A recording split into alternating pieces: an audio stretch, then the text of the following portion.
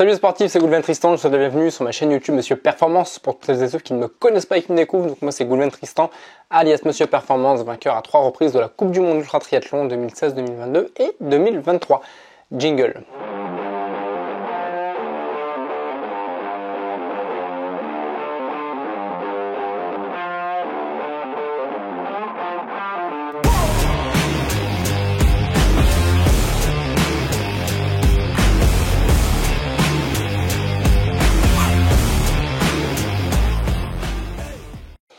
Les 5 conseils indispensables pour toutes celles et ceux qui font les distances Ironman ou voire plus grand de l'ultra triathlon. Avant d'aller plus loin, si ce n'est pas encore fait, je t'invite à t'abonner à ma chaîne YouTube, à activer la petite cloche, liker la vidéo, la commenter pour qu'on puisse continuer à interagir ensemble et aussi t'abonner à mon compte Instagram si tu souhaites suivre en live toutes les compétitions sportives, notamment la Coupe du Monde d'Ultra Triathlon où là actuellement les compétitions s'enchaînent. Triple Ironman de Lenzane, DK Ironman à Vigny en Estonie et le bouquet final à partir du 1er septembre, une compétition qui va durer plus de 30 jours. Enfin, je vais essayer de la faire en moins de 30 jours, mais ça va être costaud. C'est-à-dire un x30 Ironman, 30 fois les distances de l'Ironman en continu.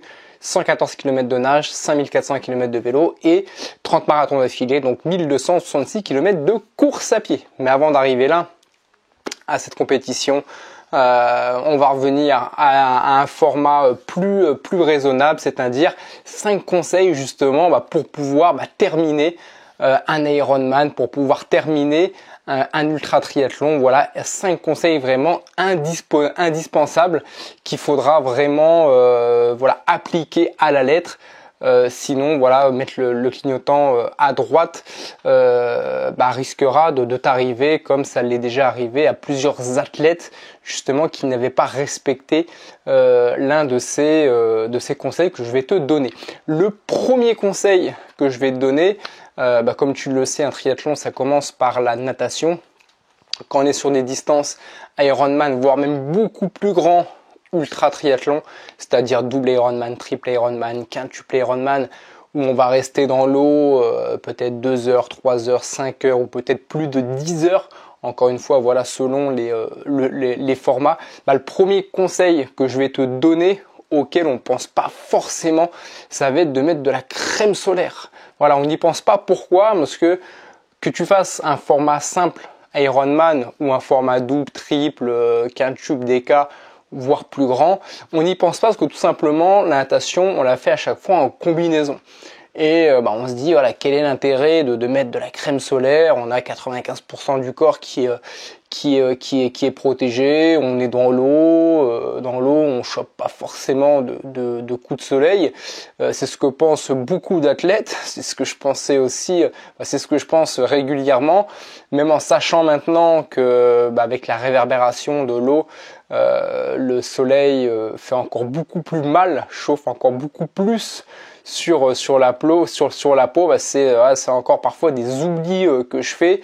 Ça m'a coûté de grosses brûlures au niveau des chevilles, justement lors de l'une de mes dernières compétitions que j'ai faites à Colmar. Alors j'ai pas pris le temps de faire des photos, mais j'ai eu mes chevilles, donc du pied droit et du pied gauche, qui ont brûlé, qui ont cloqué, dont l'une des deux après à vélo en voulant la soigner avec la fatigue.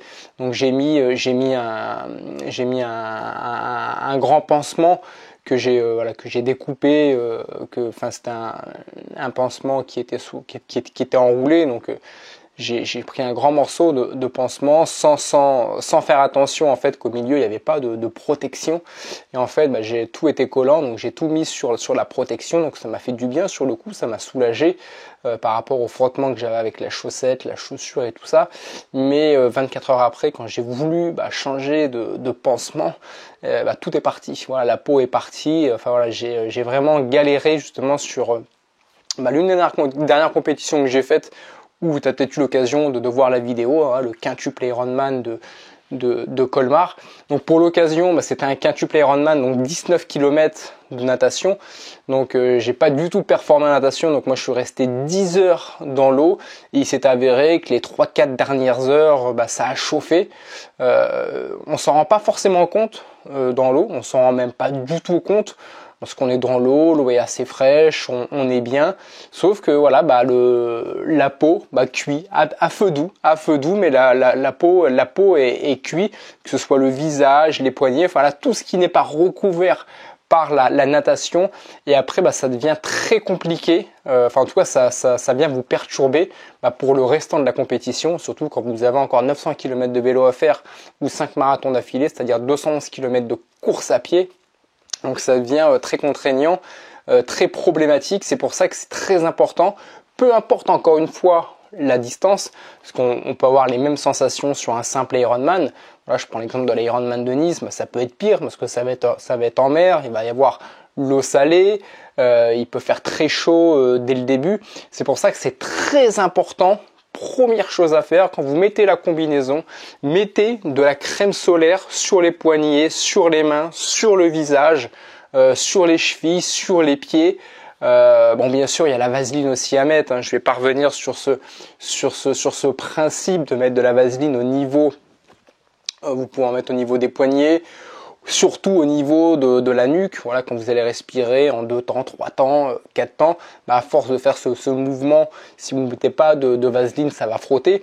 Donc ça, c'est vraiment un conseil qui est basique. Mais voilà, je voulais vraiment m'arrêter sur un conseil que les athlètes oublient fortement, c'est la crème solaire. Donc protégez-vous bien, intégralement le visage, la nuque, les poignets, tout ce que la combinaison ne recouvre pas. Moi j'utilise, alors il n'y a pas de crème spécifique, moi j'utilise l'eau thermale Aven, c'est de l'indice 50, je vous conseille vraiment de prendre de l'indice 50, et c'est spécial sport, voilà, spécial sport, fluide sport, très résistant à l'eau, donc voilà, c'est ça qui est bien. J'ai pu la tester à maintes et une reprises. Elle est très bien. Si vous n'avez pas l'occasion d'acheter ça, c'est pas grave, mais prenez de l'indice 50 et qui résiste à l'eau. Voilà, il y a quasiment toutes les crèmes solaires résistent bien à l'eau. Voilà, moi je prends l'eau thermale Aven 50. Donc ça c'est le premier conseil. Ce que je peux vous dire sur le quintuple Ironman, à un moment donné, je faisais vraiment pas le fier à vélo avec les brûlures quand ça a cloqué. Surtout au niveau de ma cheville gauche, ça m'a perturbé, j'ai perdu énormément de temps, alors que je le savais, voilà, alors que je savais qu'il fallait mettre de la crème solaire, parce que ça m'est arrivé pour la première fois l'année précédente, quand j'ai fait mon x20 Ironman en Suisse. Le deuxième jour, je commençais à cramer, j'étais sorti de l'eau, le visage qui commençait à rougir de plus en plus, les mains qui rougissaient aussi de plus en plus. Et le deuxième et troisième jour, j'étais tout blanc, quoi. J'étais tout blanc, je m'étais badigeonné de crème.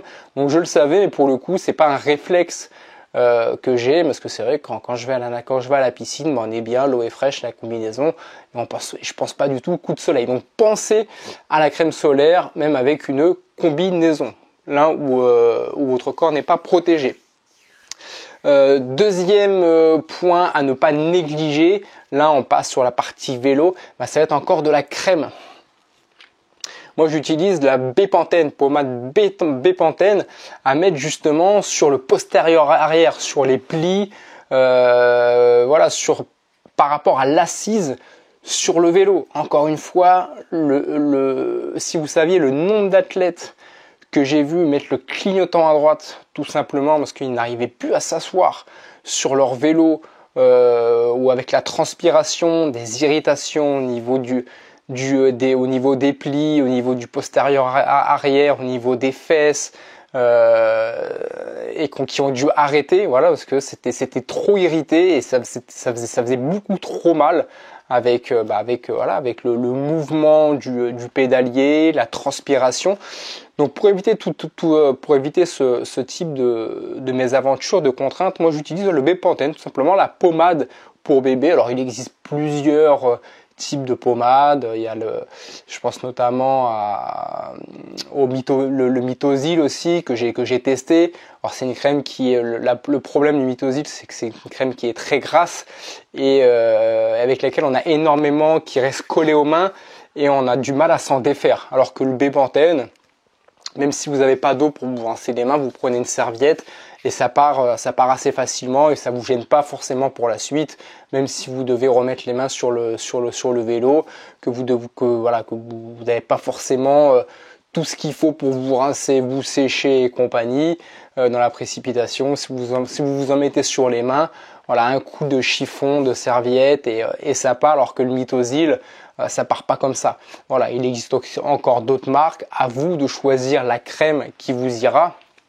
Mais encore une fois, voilà, pensez à vous badigeonner le postérieur pour justement éviter les irritations. Encore une fois, si vous le faites après irritation, voilà, vous avez oublié de vous badigeonner le postérieur arrière et que les irritations sont arrivées, voilà, avec la transpiration ou parce que votre peau peut-être est plus sensible que d'autres, il n'est pas trop tard. Voilà, faut quand même en mettre. Voilà, les fesses des bébés, on en met souvent parce qu'ils sont irrités, parce que les fesses sont rouges, et le fait de leur mettre de la pommade du Bepanthen par exemple, souvent, voilà, en quelques heures, en 5, 6, 12 heures, les plaques rouges partent. Donc c'est pas trop tard. Voilà, si vous avez très très mal, que vous êtes irrité, mettez quand même de la crème et vous verrez que ça vous soulagera d'une part, et quelques heures après, voilà, si c'est pas trop aggravé, si vous transpirez pas trop non plus par la suite, les plaques rouges continueront à partir. Et ça, voilà, ça c'est il y a le nombre d'athlètes, mais véridiques que j'ai vu qui ont dû arrêter leur partie vélo parce que tout simplement ils pouvaient plus faire le mouvement parce que c'était irrité, ça leur brûlait et c'était plus possible pour eux. Donc voilà, donc pensez à prendre soin du corps. Ça, je le dis souvent en triathlon et encore plus en ultra triathlon sur de la longue distance. C'est très important de faire attention à l'hygiène du corps. C'est vrai que c'est contraignant, c'est pas forcément très agréable de se badigeonner les fesses de crème. On a l'impression aussi, au-delà de l'aspect qui n'est pas agréable, on a aussi l'impression de perdre un peu de temps, mais croyez-moi que vous n'allez pas du tout perdre du temps et au contraire vous allez maximiser les chances justement de faire une bonne partie vélo sans devoir vous arrêter parce que vous êtes mal à l'aise sur la selle, parce que vous commencez à avoir des petites irritations et ce ne sera pas du tout du temps de perdu. Il faut juste y penser. Donc très important sur la partie vélo de bien se badigeonner vos fesses. Troisième partie qui va s'adresser à la fois à la partie vélo et à la fois à la partie course à pied et encore plus sur de l'ultra endurance. Donc voilà, pour celles et ceux qui font de l'ultra triathlon, c'est ne pas hésiter quand vous êtes fatigué de vous arrêter, faire une petite sieste. Souvent, voilà, on a peur de s'arrêter ou on n'a pas envie de s'arrêter parce qu'on va avoir l'impression de perdre du temps, de perdre des places, que le chrono va continuer sans nous, enfin tout ça. Et alors que souvent s'arrêter, faire une sieste, 10, 20, 30 minutes, ça va vous permettre de recharger les batteries, de reprendre de l'énergie et de repartir sur un meilleur rythme. Voilà, souvent on n'a pas envie d'aller de s'arrêter, faire une sieste ou quoi que ce soit.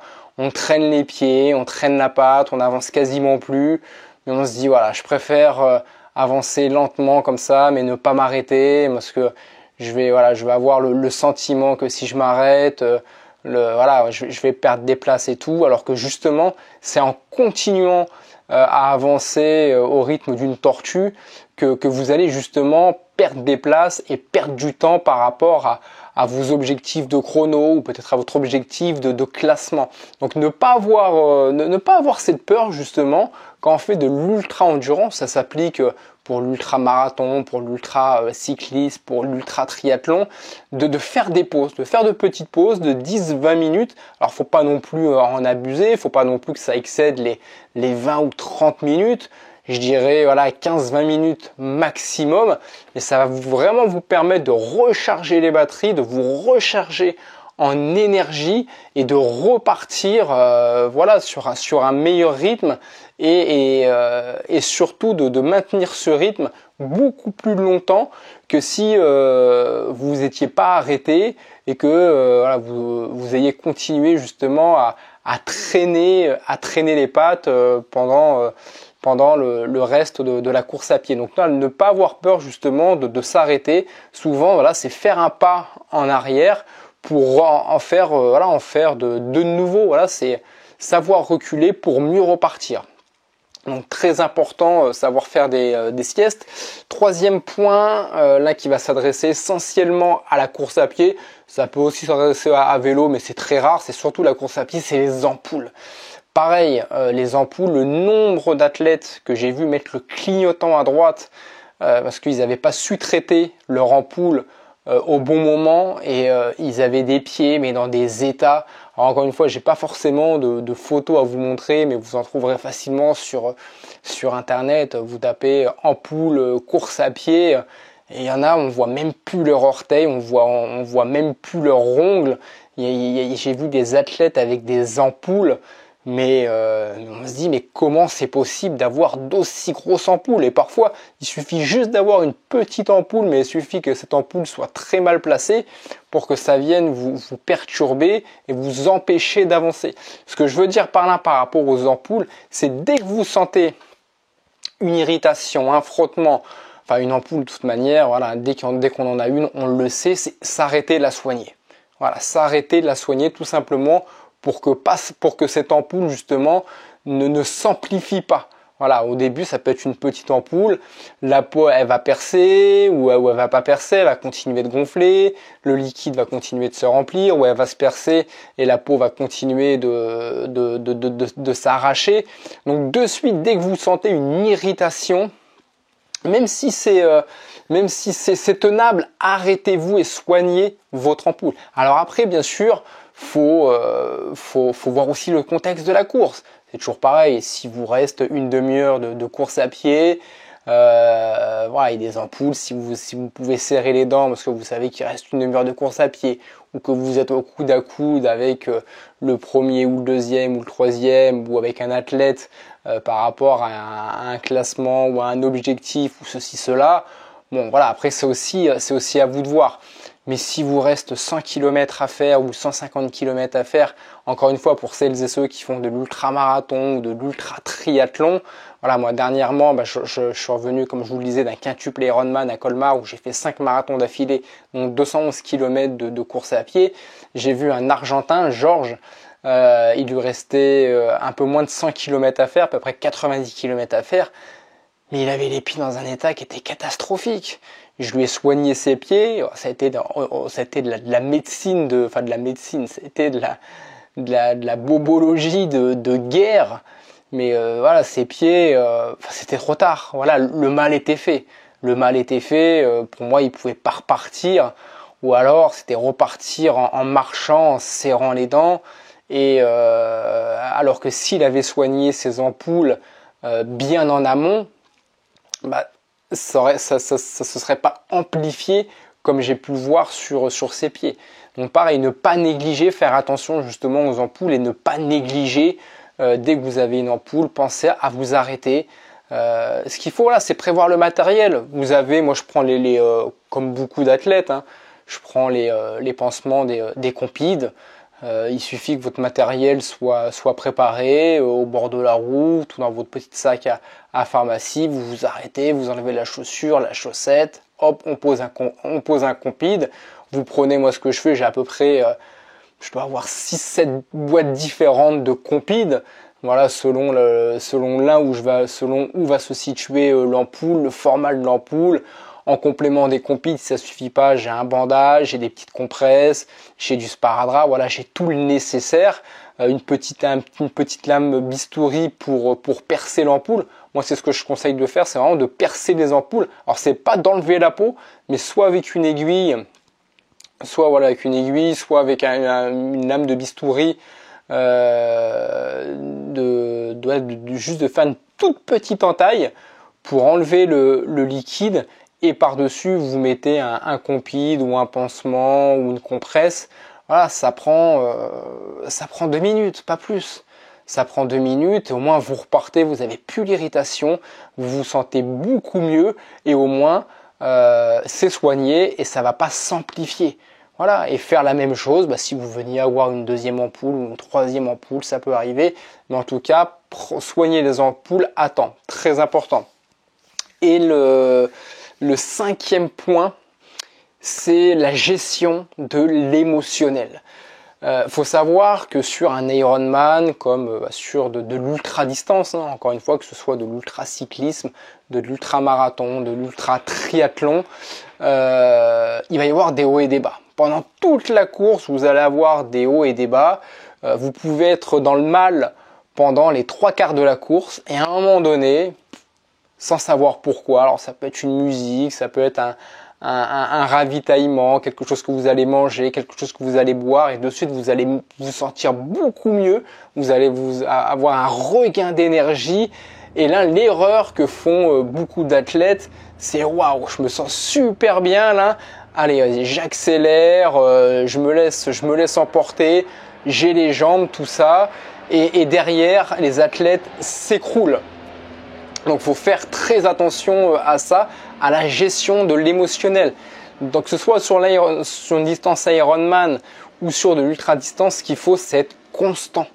Et quand vous sentez que vous avez les jambes, c'est de vous dire, ok, j'ai les jambes, je peux accélérer, mais je vais pas accélérer. Voilà, je vais en garder sous le pied pour pouvoir courir sur ce même rythme, peut-être pendant 2 ou 3 heures. Au lieu de me laisser emporter par l'émotionnel, peut-être courir 2, 3, 4 km/h au-dessus de ce que vous avez l'habitude de courir, et au lieu de courir sur un rythme de croisière que vous auriez pu tenir pendant 2, 3 heures ou 4 heures, ce rythme de 3-4 km/h supplémentaire, vous allez peut-être le tenir que 30 minutes, et au bout de 30 minutes, 45 minutes, vous serez plus dans votre flow. Tout va partir, voilà, tout va partir, vous aurez consommé toute votre énergie parce que vous n'aurez pas su gérer votre émotionnel et vous allez courir encore beaucoup moins vite que votre allure de croisière que vous auriez pu tenir pendant 3 ou 4 heures. Donc la gestion de l'émotionnel, c'est quelque chose qui est très compliqué et c'est vraiment ce qui fait la différence entre les athlètes par rapport à un objectif de temps ou par rapport à un objectif de classement. Ce qu'il faut, c'est vraiment faire en sorte de toujours courir à la même allure. Et quand vous sentez que vous avez les jambes, parce qu'il y a des moments pendant la compétition où vous allez être dans le mal, mais il y a aussi des moments pendant la compétition où vous allez vous sentir super bien. Et c'est à ce moment-là qu'il faut apprendre à vous contrôler et de dire non, j'ai les jambes, je suis au top, je pourrais aller beaucoup plus vite, je vais pas aller beaucoup plus vite. Je vais continuer à courir sur mon rythme, pépère, tranquille, mais je sais que ce rythme-là, je vais pas m'épuiser et je vais pouvoir le tenir pendant 1 heure, 2 heures, 3 heures, 4 heures, 5 heures, 6 heures, et surtout garder ce rythme. Donc apprendre à bien gérer son émotionnel et ne pas s'emballer.